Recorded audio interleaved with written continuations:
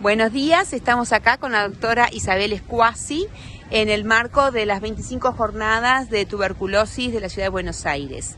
El objetivo de esta pequeña entrevista es consultar con ella, que es una experta en la temática de niños, niñas y adolescentes y tuberculosis, cómo ve ella la situación de la tuberculosis en estas franjas etarias, desde 10-15 años a esta parte, dado que ella hace más de 20 años que trabaja como médica neumotisióloga en el Hospital Gutiérrez y actualmente es la jefa del servicio de neumotisiología. Hola, ¿cómo están? Gracias por convocarme para esta jornada. La tuberculosis ha ido cambiando en niños, niñas y adolescentes. Lo más importante que vemos es a partir de la pandemia del COVID, en donde sabemos que hubo un descenso en la tasa de notificaciones, un aumento progresivo muy importante en la cantidad de pacientes que vemos. Por ejemplo, nosotros en el 2023, hasta el 2023, mejor dicho, teníamos aproximadamente 100 pacientes por año diagnosticados y en el 2024 ya tuvimos 140, o sea, casi un 40% más. Y en lo que va de este año a septiembre ya teníamos 100, o sea que probablemente los 140 los tengamos y los superemos. Aparte de hablar de la cantidad de pacientes, que eso es algo que uno puede ver y constatar en un número, lo otro que vemos muy importante es la gravedad de los pacientes. Los pacientes en este momento llegan en situación crítica, siempre hablando después de la pandemia fundamentalmente, con tuberculosis diseminadas, con compromisos multisistémicos, estamos viendo bastantes meningitis tuberculosas y pacientes con tuberculosis pulmonar, sobre todo los adolescentes, aparte de que también esa franja etaria fue una franja que aumentó mucho en cantidad, pacientes con compromiso pulmonar muy importante y que quedan con graves secuelas pulmonares post-tuberculosis. Y por ahí preguntarte dónde ves esos nudos más problemáticos, si es en el diagnóstico tardío, en la falta o en la poca adherencia al tratamiento, en el estudio de foco, porque hoy en esas tres temáticas vamos a concentrar también estas jornadas, o en otras dimensiones o variables que no estamos considerando.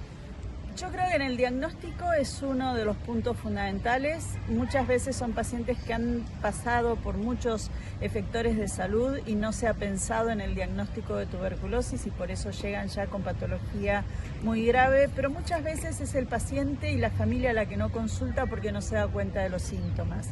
De repente consulta porque tuvo fiebre hace 2 o 3 días, pero tiene una radiografía con un compromiso bilateral cavitario y si empezamos a ahondar con los síntomas y tose hace 3, 4 meses, alguna vez escupió sangre y nunca tuvo la inquietud de consultar. O sea, falta un poco de educación en las familias y en los pacientes como para la consulta más rápida.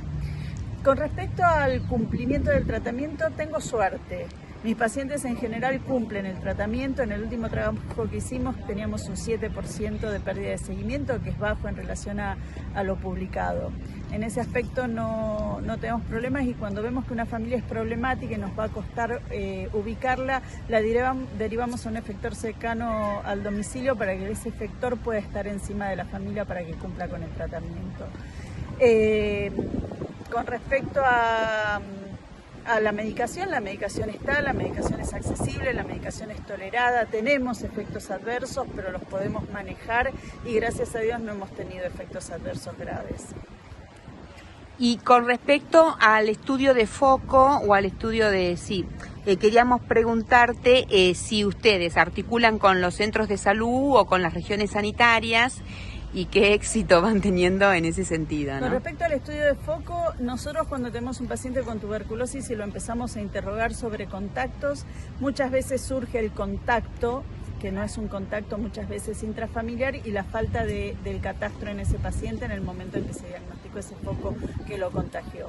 Ahora, cuando ya estamos frente a nuestro paciente con diagnóstico de tuberculosis, el catastro en general lo mandamos al lugar cercano al domicilio, pero a pesar de que lo ve el efector cercano al domicilio, nosotros volvemos a controlar las radiografías, la PPD y pedimos que se repitan los estudios a los 3-4 meses. O sea, no solo lo derivamos, sino que estamos atentos al seguimiento de ese control de foco.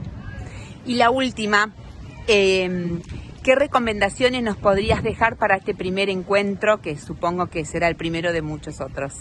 Sí, los felicito, porque la verdad que es muy bueno que empiecen a reunirse y a poder trabajar en equipo multidisciplinario para poder tratar de frenar esta epidemia que estamos teniendo de tuberculosis, y como consejo o sugerencia, trabajen fuerte. La tuberculosis es una enfermedad que se puede diagnosticar, que se puede tratar y que se puede curar, y no puede ser que nuestros niños y adolescentes sigan enfermándose, quedando con secuelas o muriendo de esta enfermedad.